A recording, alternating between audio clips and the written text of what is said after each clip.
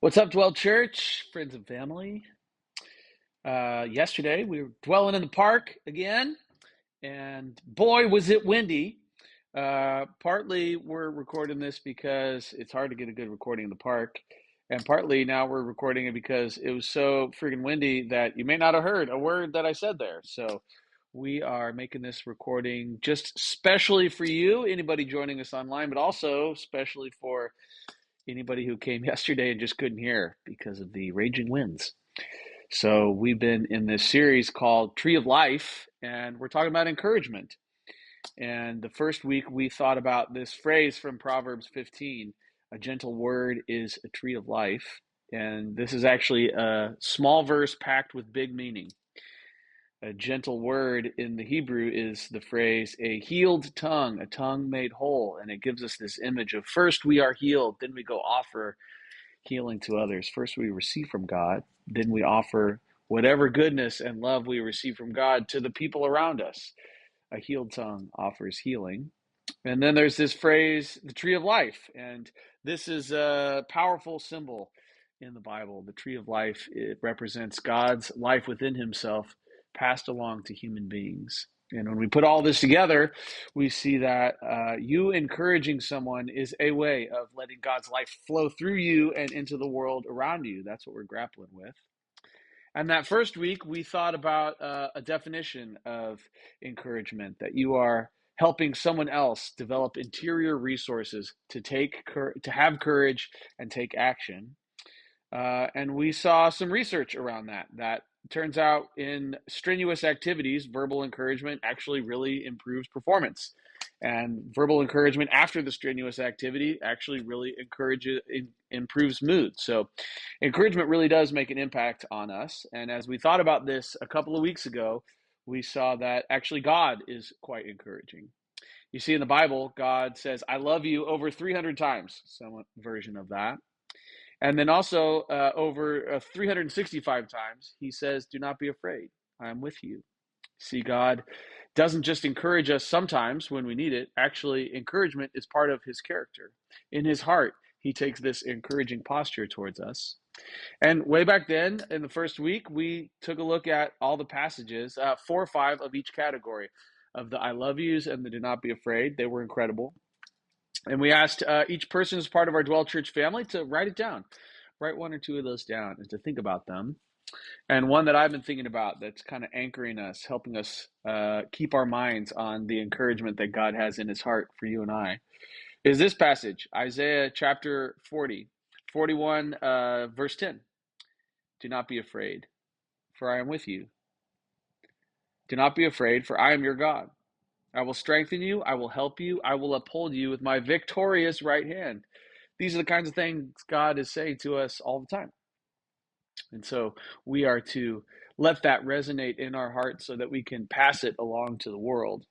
In the second week, we took a look at our vocation, our job, our calling to be encouraging in the world.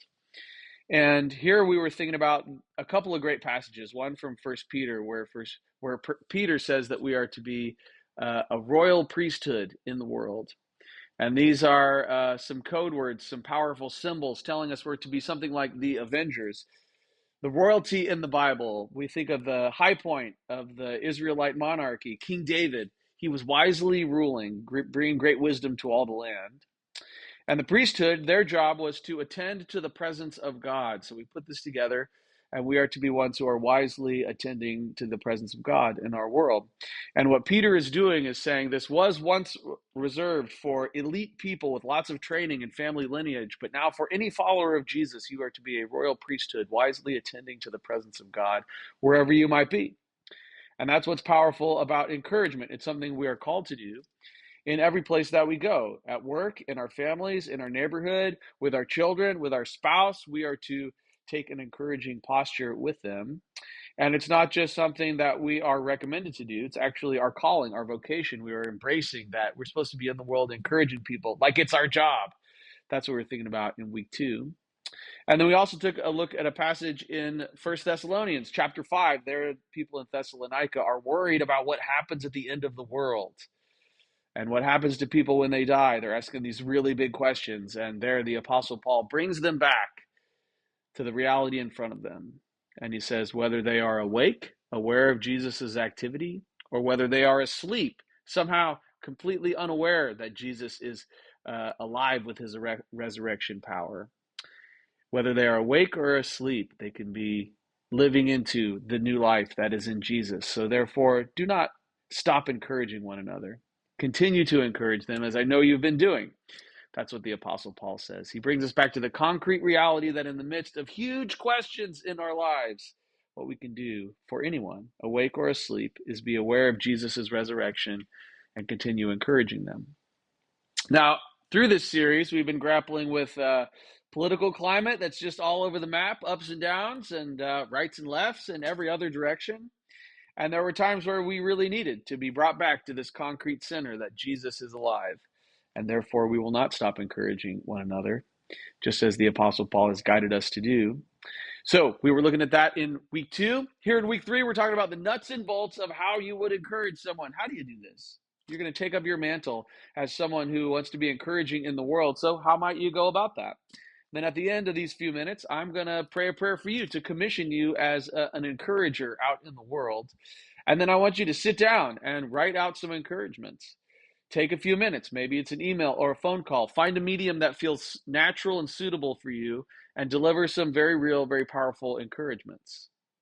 Now, there's 2 bits of research I want to look at in terms of how you might encourage someone.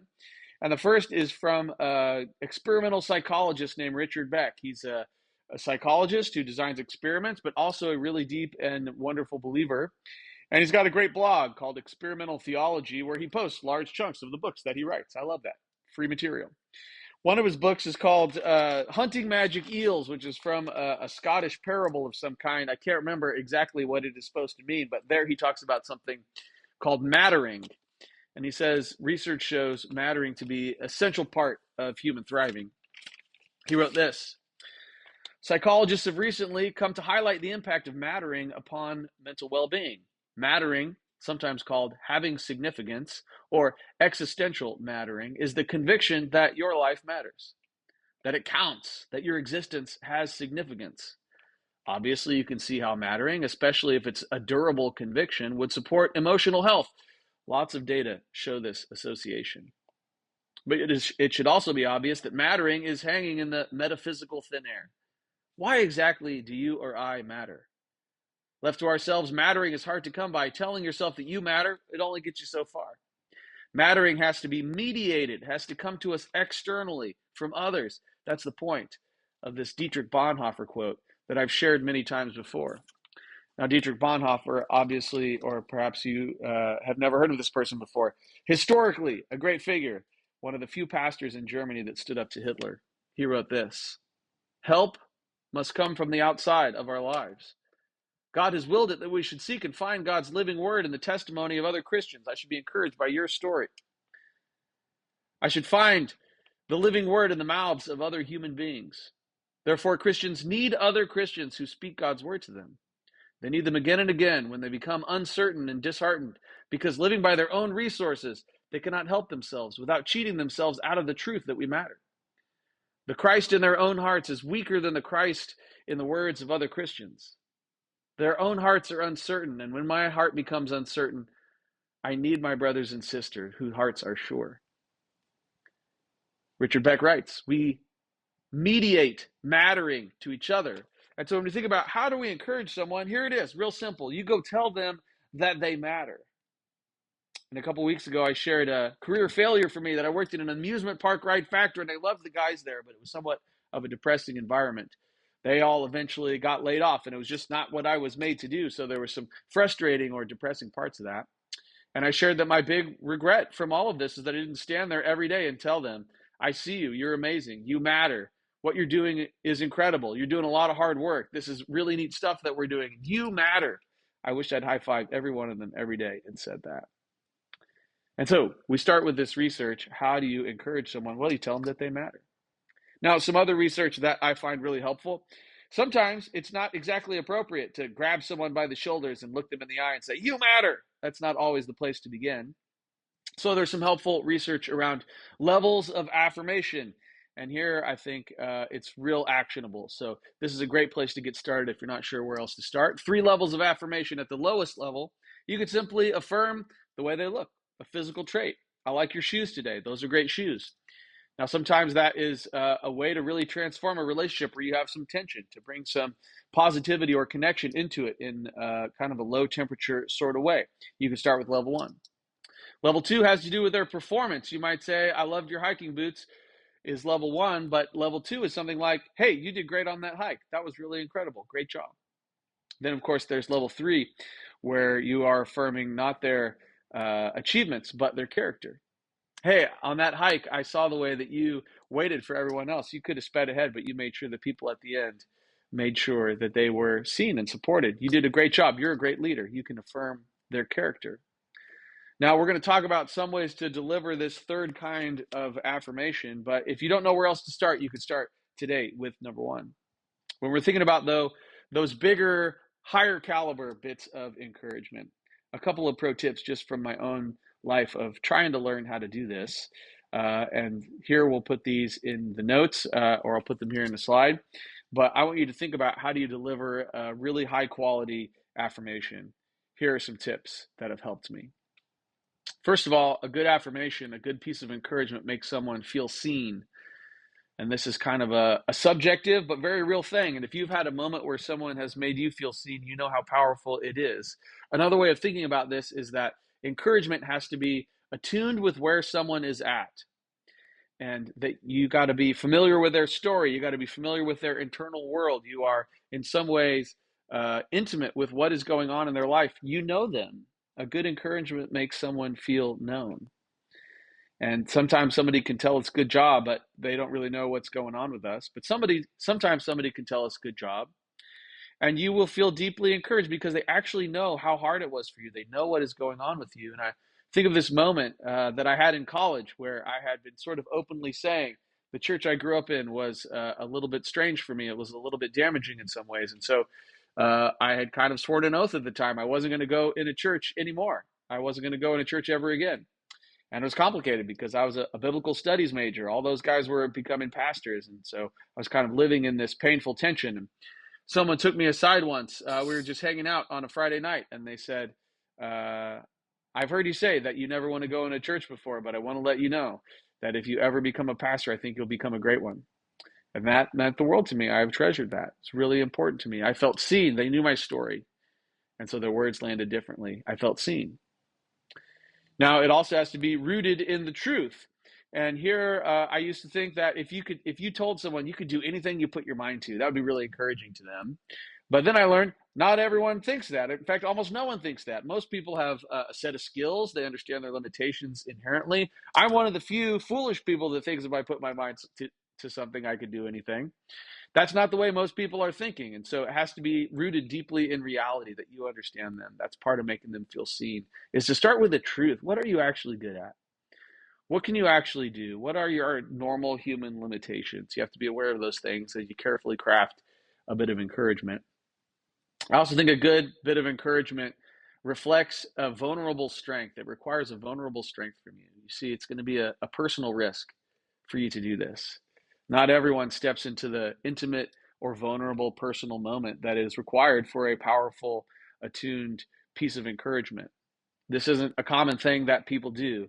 It's going to be a risk for you. They might receive it, they might not. You might be wrong, but you are trying to do the right thing. And so you'll have to quite vulnerably, and in a moment of real strength, create this space, a careful, safe space for this type of information, this type of encouragement to be conveyed to one another. It's going to require of you a vulnerable strength. It's also going to have to be a choice to be non-corrective or non-judgmental. And here, sometimes there's some real hard personal work that we have to do. Maybe it's a tense relationship, or maybe it's someone that you have had conflict with before, but you're feeling this sense of the Spirit. You are to be a tree of life in this person's existence, in their world. And so how might you do this? Well, first you have to process all the ways that you might be hurt by them or resent them. For an encouragement to land, it has to be completely non-corrective and non-judgmental. I remember once I was leading a team at work. I was really proud of them. I thought they were incredible. I thought I had assembled the Avengers. They were amazing. And someone came to me and said, Matt, I know things have been really hard at work for you, and I know that that's a team of complicated, difficult people, and that you're just doing your best. And that was the encouragement they had for me. And I thought, oh my gosh, what this person has some unresolved issues because I think they're all amazing. This is so misattuned from where I am at. Maybe they were right; they were difficult, but I didn't think that. I loved them, this team that I was leading. And so it was really confusing for me to hear that. It seemed like they had some correction they were trying to offer me that was lost in the space between us. And your correction will cause you to lose the thread of encouragement that you're trying to offer. Your encouragement will get lost if you come with some of those corrections or judgments in your heart. So do the hard work beforehand to process all of that, to let go of some things, so you can step into the encouragement zone and offer them something really true and powerful, become a tree of life in their existence.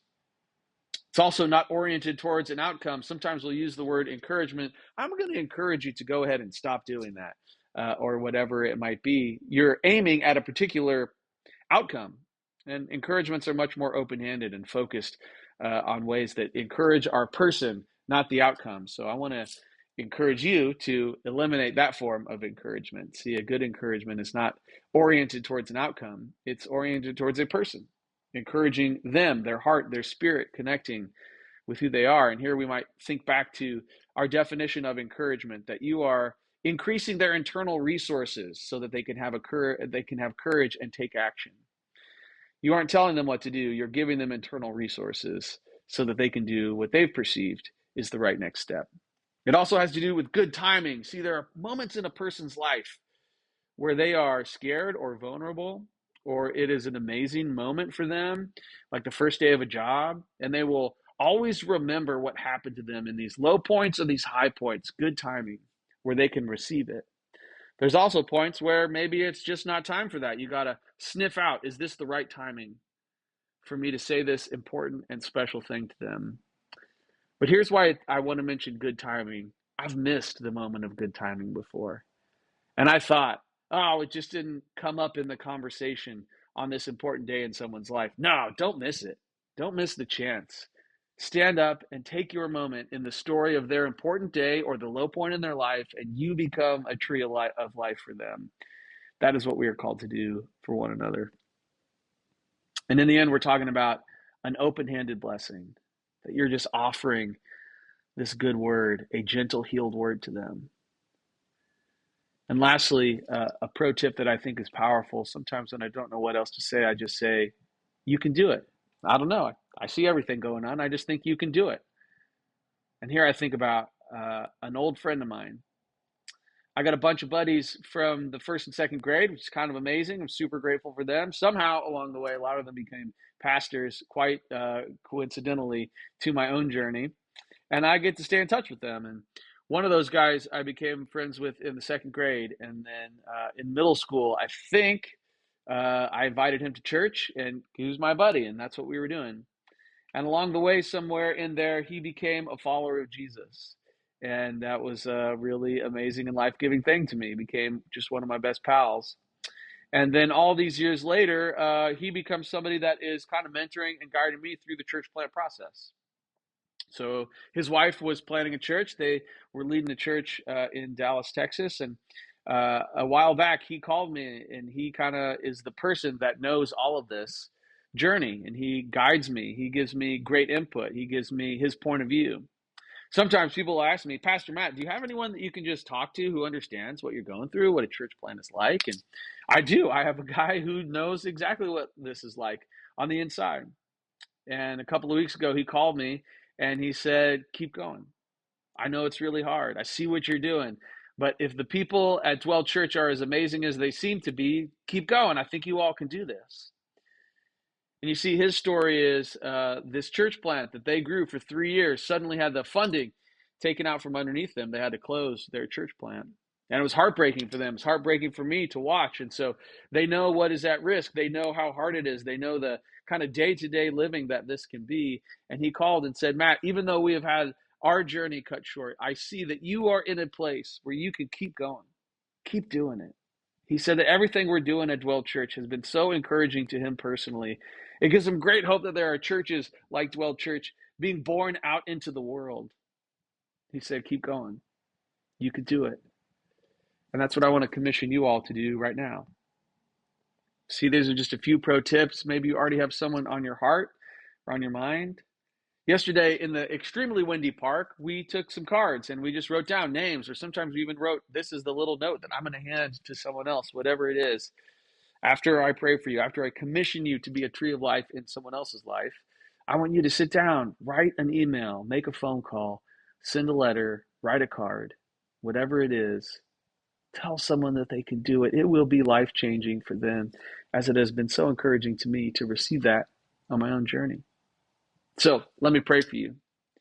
Jesus, I pray for all the people who are part of Dwell Church, all the people who watch us online, the Dwell Church friends and family that I'm so grateful for. Jesus, by the power of your Spirit, we commission them as encouragers out in their world, in their neighborhood, and in their family, and in their marriage, and with their kids, and at work. Would you visit them by your Spirit, craft them into the tree of life you imagined them to be? Lord, I pray for all the moments of gentle words spoken in your name. Would they be powerful and redemptive? God, I pray for all the people who are bravely going to actually do this. Will you anoint them by your Spirit to say just the right thing at just the right time? Would you give them great courage and great wisdom as they choose people and they choose the words they will craft to encourage them? God, and would these encouraging words be received with great fruit, borne by incredible trees of life, planted all throughout the world in neighborhoods and in workplaces and in families? God, would you bless them? I lift all these people up to you. Would you visit them by your Spirit and empower them to become great trees of life, great encouragement, great encouragers? I lift them up to you, Lord. Amen.